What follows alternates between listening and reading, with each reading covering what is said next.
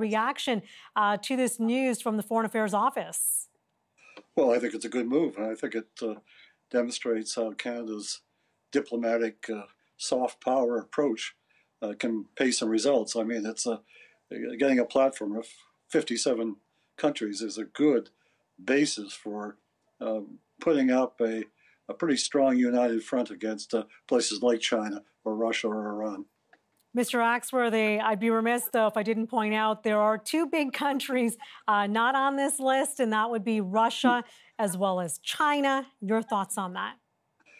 Well, I think, it is clearly a classic problem of big powers thinking that they can kind of be the big kid on the block and push their weight around. China has become exceptionally sort of indifferent to the protocols and the proper conventions between governments. It does swagger. And I think we've been frustrated almost over 2 years now for the ongoing imprisonment of the two Michaels. And this may provide a breakthrough, particularly because, the United States has now come on full board. I think the Biden administration has a different approach than predecessors. And I think it will be a right signal, but it's a base. I think it's going to take a little work. And I think ultimately, while Minister Garneau was very careful not to name countries, if you're going to name and shame the perpetrators of this kind of deliberate effort to imprison nationals of other countries, then you're going to have to tell them who they are and make a real international case of it. And name and shame, Mr. Axworthy, we saw a lot of that, right, over the past 4 years. It's questionable how successful that strategy was. How successful do you think this strategy could be? Like you said, it seems to be a good start. I don't want to put words in your mouth, but I believe you said this seems to be a good first step. But how could we make this even more, for lack of a better word, crunchy, a bit more palatable, a bit more forceful, if you will, to make China take notice? Well, I think there's a number of steps. I was involved in an exercise of that same kind of diplomatic alliance and affiliation on the landmine campaign. And it was very important. What these things do is they set up a new international standard, a norm. And you have to then be able to say that those who are breaking that norm are publicly exposed for doing that.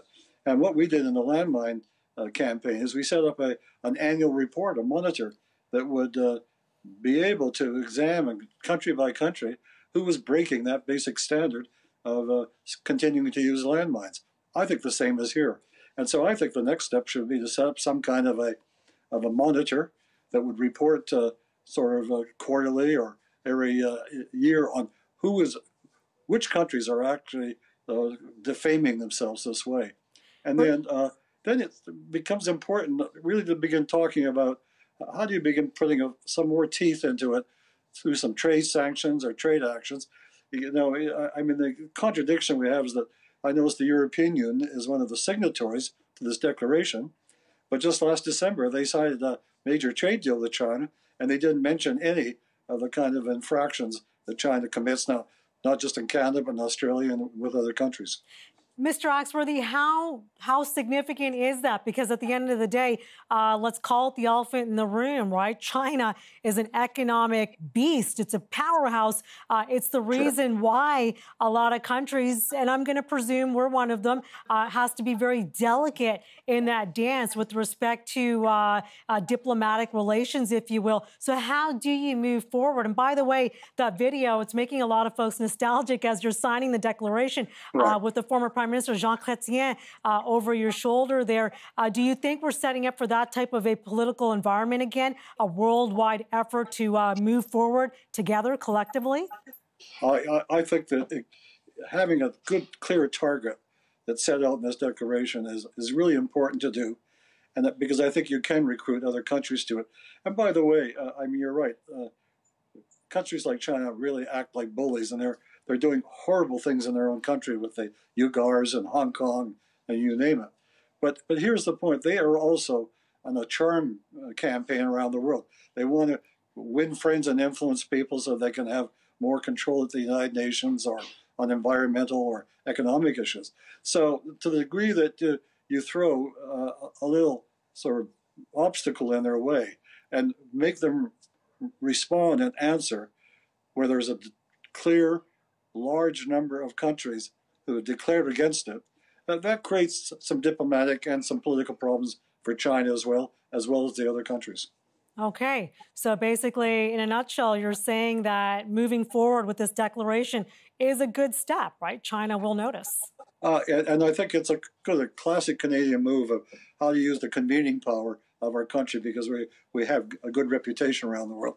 Use it to the point of that not only we serve our own interests, but I think we provide a declared international standard that will also help protect other countries against this kind of bullying. Great information and knowledge there, sir. It's an honor to speak with you tonight. Lloyd Axworthy, former Foreign Affairs Minister under Jean Chrétien. Thank you. You're welcome. Thank you.